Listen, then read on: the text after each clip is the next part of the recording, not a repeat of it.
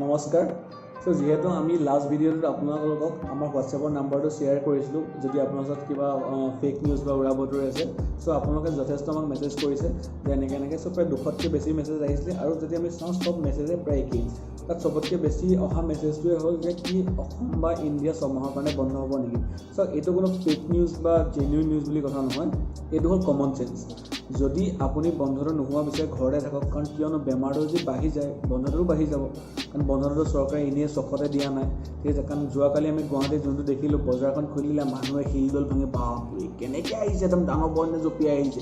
তেনেকৈ যদি আহে বন্ধ ছমাহ কি এবছৰ 10 বছৰলৈকে হৈ থাকিব, কাৰণ বেমাৰটো ভাল নহ'লেতো বন্ধটো বন্ধ খুৱাই নলয়। এতিয়া আমি আমাৰ ফেক নিউজলৈ আহোঁ। তাৰ প্ৰথমটো নিউজ হ'ল এখন ফটো দেখিছে, এখন ফটো চাৰ্কুলেট এনেকৈ কৰা হৈছে। ফটোখনত দেখিছে যে বহুত মানুহ ৰাস্তাতে পৰি একদম পোকৰ নিচিনা মৰি আছে, ঠিক আছে।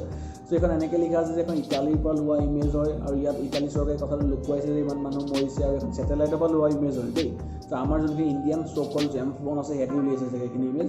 এইটো এটা কমপ্লিটলি ফেক নিউজ হয়। এখন 2014 চনৰ ফটো হয়, এখন জাৰ্মানীৰ ফটো হয়। তেওঁলোকে জাৰ্মানীৰ এটা আৰ্ট শ্ব' কৰিছে তেওঁলোকে 24 মাৰ্চ তাৰিখে, যে তেওঁলোকে শ্বহীদক শ্ৰদ্ধাঞ্জলি জনাবলৈ। এখন তাৰে ফটো হয়। এইটো এটা কমপ্লিটলি ফেক নিউজ।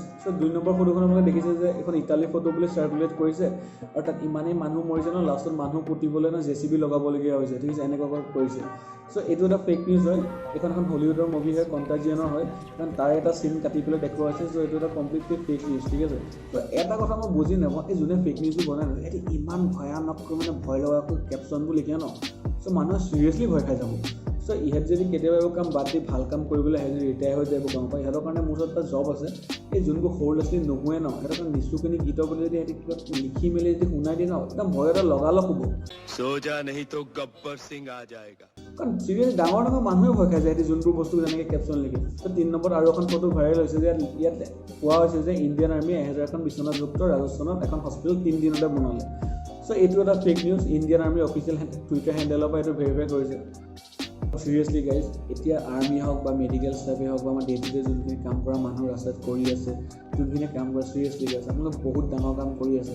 কেনেকৈ আপোনালোকক ধন্যবাদ জনাম তাৰ শব্দ নাই, কাৰণ আমিতো ঘৰত বহি আছোঁ, আপোনালোকেতো ইমান ডেঞ্জাৰ টাইমতো স্পেচিয়েলি ডক্টৰখিনি কেনেকৈ কাম কৰিছে, ডক্টৰে হওক পুলিচে হওক, চব ভালৰ কাৰণে কাম কৰিছে। তেওঁলোকক আপোনালোকে কোঅপাৰেট কৰক যিমান পাৰে। 3 নম্বৰ ফেক নিউজটো আহিছে যে এইটো এটা নিউজ আহিছে যে আমাৰ কৰোণা ভাইৰাছৰ বেমাৰটো ভেকচিন আহি গ'ল, আৰু এইটো 3 ঘণ্টা লগালে ঠিক হৈ যাব। এইটো চাগে আমাৰ কোনোবা ইণ্ডিয়ান বিদগ্ধ কিছুমান পণ্ডিত আছে, সিহঁতিয়ে চাৰ্কুলেট কৰিছে।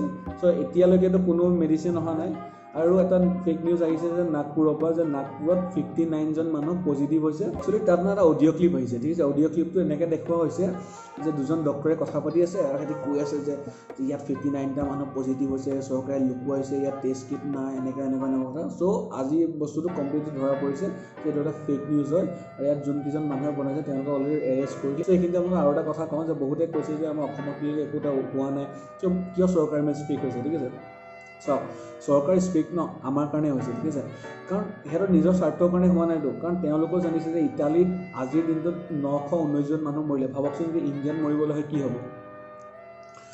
বস্তুটো আপোনালোকে চাওক যে এইখিনি যিখিনি কৈছে আমাৰ কাৰণে কৈছে। ইয়াত এতিয়া বৰ্তমান সময়ৰ কাৰণে আপোনালোকে কংগ্ৰেছ, AGP, BJP বা আপোনাৰ হিন্দু মুছলিম বাদ দি মানৱীয়তাৰ স্বাৰ্থ খাতিৰত আপোনালোকে অলপ চৰকাৰৰ লগত কোঅপাৰেট কৰক, ঠিক আছে। কাৰণ চৰকাৰে যোনখিনি ষ্টেপ লৈছে চিৰিয়াছলি বহুত বল্ড ষ্টেপ লৈছে। আৰু আপোনালোকে যদি আমাৰ যোনখিনি কাম আপোনালোকে যদি ভাল পাইছে, আমাৰ কমেণ্ট বক্সত জনাওক। আমাৰ যোনখিনি টিম মেম্বাৰ আছে তেওঁলোকে যথেষ্ট কষ্ট কৰিছে। আপোনালোকৰ ওচৰত যদি কিবা ফেক নিউজ বা উৰা বাতৰি আছে, তেতিয়া আপোনালোকে আমাৰ মাজত শ্বেয়াৰ কৰিব পাৰিব। আমাৰ ফেচবুক গ্ৰুপ বা পেজটো আমি তলতে লিংক কৰাই দিম, ঠিক আছে। আৰু বাই দ্য ৱে আমি যোনখিনি আপোনালোকক নিউজ কওঁ সেইখিনি কমপ্লিটলি আপুনি ভেৰিফাইড হয়, আৰু আপোনালোক প্ৰত্যেকটো নিউজৰ লিংক আমি ভিডিঅ' ডেছক্ৰিপশ্যনত দি দিওঁ। এনেকুৱা নহয় যে ক'ৰ পৰা আহিলোঁ এনেই এইটো ফেক হয়, এইটো জেনুইন হয় কৈ দিওঁ। এইটো যে আমি বস্তুখিনি ৰিচাৰ্চ কৰি পেলাই আপোনাক কওঁ। আপোনালোকৰ ভিডিঅ' ডেছক্ৰিপশ্যনতো যদি যায় আপোনালোকে গোটেই বস্তুখিনি গম পাব যে আমি ক'ৰ পৰা লৈছোঁ, ক'ৰ পৰা নাই লোৱা, কোনটো চ'ৰ্চৰ পৰা লৈছোঁ। আজিয়ে নমস্কাৰ। Till then stay safe, stay home, ঠিক আছে। ঘৰত থাকক, বাহিৰলৈ ওলাই নাযাব, দৰকাৰ হ'লে ওলাই যাব। ধন্যবাদ।